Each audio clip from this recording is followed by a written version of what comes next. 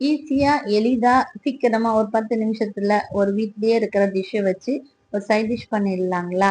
ஆமாங்க. இப்ப அதுதான் வீடியோக்குள்ள பார்க்க போறோம். வாங்க வீடியோக்குள்ள போலாம். Hello friends, welcome to 3SL channel. இன்னைக்கு பன்னீர் சில்லி தாங்க பார்க்க போறோம். பன்னீர் வந்து ஹோம்மேட்ல நான் ரெடி பண்ணி வச்சிட்டேங்க. பன்னீரை முதல்ல பால் காய வச்சு எலுமிச்சம்பழம் போட்டு புளிஞ்சு எடுத்து ஃப்ரீசர்ல போட்டுட்டாங்க. அதுக்கு இப்ப கிரேவிக்கு பூண்டு நல்லா பொடியா நறுக்கிட்டேங்க. அப்புறம் பச்சை மிளகாவும் பொடியா நறுக்கி எடுத்து வச்சுட்டேன். அப்புறம் இந்த எல்லோ கேப்சிகம், ரெட் கேப்சிகமும் நல்லா நீல வாக்குல எடுத்து அரிஞ்சு வச்சாச்சுங்க. கோஸும் வந்து நல்லா நீல வாக்குல அரிஞ்சாச்சு. வெங்காயத்தையும் நல்லா வந்து நீல வாக்குல பொடியா அரிஞ்சு எடுத்து வச்சுட்டேங்க. அவ்வளவுதான். அந்த பன்னீரும் எடுத்து வச்சுட்டேன். அதுக்கு ஷேப்லாம் நான் போல ஒரு பாக்ஸ்ல போட்டு எடுத்து வச்சுட்டேன். ஒரு வானிலையில எண்ணெய் ஊத்திட்டு 2 ஸ்பூன் வரும் எண்ணெய் ஊத்திட்டு இந்த பூண்டு நல்லா வந்து டீப் ஃப்ரை பண்ணணுங்க. எல்லாமே கொஞ்சம் எண்ணெயிலேயே கொஞ்சம் வதங்கி வந்த உடனே அதை டேஸ்ட் கூடன்றதுனால நல்லா வதக்கி எடுத்தாச்சுங்க. அது வதங்கின உடனே பச்சை மிளகாவையும் போட்டு கொஞ்சம் டீப் ரோஸ்ட் பண்ணி எடுத்தாச்சுங்க. அது நல்லாங்க வதங்கிட்ட பின்னாடி வெங்காயத்தை போட்டு வெங்காயம் தாங்க இதை கொஞ்சம் நல்லா வந்து நம்ம பொன் வரல வறுத்து எடுத்தோம்னா அது டேஸ்டே தனிங்க. அதனால அது நல்லா ரோஸ்ட் ஆகுற வரையும் எல்லாமே எண்ணெயில கொஞ்சம் நல்லா ரோஸ்ட் ஆகுற வரையும் வதக்கி எடுக்க வேண்டியது தாங்க.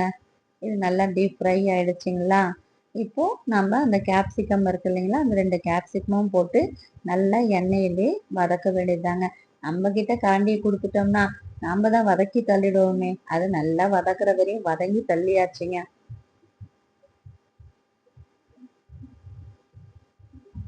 அது கொஞ்சம் நல்லா வதங்குறதுக்காக கொஞ்சம் லைட்டா உப்பு வந்து ஒரு 1/2 ஸ்பூன் கிட்ட வந்து போட்டுக்கிட்டாச்சு.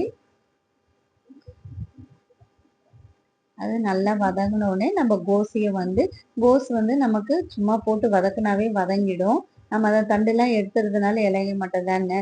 அதனால லாஸ்டா போட்டு அதையும் ஒரு வதக்கி எடுத்தாச்சுங்க. அது வதங்கி வந்த உடனே நம்ம இஞ்சி பூண்டு பேஸ்ட் வந்து நம்ம ஸ்மெல்லுக்காக கொஞ்சம் இஞ்சி பூண்டு பேஸ்ட் வந்து ஒரு ஸ்பூன் கிட்ட அதில் போட்டாச்சுங்க. அதையும் எல்லாம் எல்லாம் சேர்ந்து பச்சை வாசனை போகிற வரையும் நல்லா வதக்கி எடுத்தாச்சுங்க. லைட்டா கொஞ்சமா தண்ணி ஊற்றி அதை கொஞ்சம் நம்ம வேக வச்சு எடுத்துக்கலாம். அப்போ காய் நல்லா நறுக்குன்னு இல்லாம கொஞ்சம் வெந்துடும். இந்த கோசுடைய நரம்புங்கெல்லாம் கொஞ்சம் நறுக்குன்னு இருக்கும் எண்ணெயில வதக்கினாலும். அதனால அது நல்லா வதங்கட்டுன்னுட்டு தண்ணி ஊற்றி வேக வச்சுட்ட பின்னாடி கொஞ்சம் ஒரு 2 ஸ்பூன் வந்து மிளகாய் தூள் போட்டாச்சு. அதையும் கொஞ்சம் நல்லா எண்ணெயிலே கொஞ்சம் கலக்கி விட்டுட்ட பின்னாடி கொஞ்சம் கரம் மசாலா வந்து ஒரு 1/2 ஸ்பூன் அதில் தூவியாச்சுங்க. இதை வந்து நல்லா கலக்கி விட்டுட்டு கொஞ்சம் தண்ணி ஊற்றிட்டு கொஞ்சம் உப்பு வந்து முதல்ல நம்ம போட்டோம். அது வந்து நமக்கு வந்து 1/4 ஸ்பூன் 1/2 ஸ்பூன் கிட்ட தான் போட்டிருக்கோம். அது மீதியில் இருக்கிற ஒரு 1/4 ஸ்பூன் உப்பையும் அதில் போட்டு அதை மூடி வச்சு நம்ம வேக வைக்க போறோங்க. அந்த மிளகாய் தூள் கரம் மசாலாவோட பச்சை வாசனை போகிறதுக்காக கொஞ்சம் எண்ணெயிலே வதக்கிட்டு அதை வேக வைக்க போகிறோம். அது கொஞ்சம் சுலண்டு வரும்போது நம்ம எடுத்து வச்சிருக்க அந்த பன்னீரை நல்லா துருவியும் போட்டுக்கலாம். இது ஃப்ரீசர்ல இருந்து அப்படியே உடச்சதுமே எனக்கு உதிரியா வந்துடுச்சிங்களா, அதனால என்ன பண்ணேன், அப்படியே உதிரியா அதை போட்டுட்டு நல்லா எண்ணெயில அதை வந்து உதிர்ந்துற வரையும் நல்லா வந்து கலக்கி விட்டாச்சுங்க. பாருங்க நல்லா உதிர்ந்து வந்துடுச்சு. நல்லா கலக்கி டீப் ஃப்ரை பண்ணிட்ட பின்னாடி அது கொஞ்ச நேரம் அந்த பன்னீருடைய ஸ்மெல் போறதுக்காக கொஞ்சம் வந்து நம்ம மூடி வச்சு எடுத்து வச்சாச்சுங்க. அவ்வளோதான். இது நல்லா கலக்கி விட்டு ஒரு கொத்தமல்லி தூவி இறக்குனோம்னா சுவையான பன்னீர் சில்லி ரெடிங்க.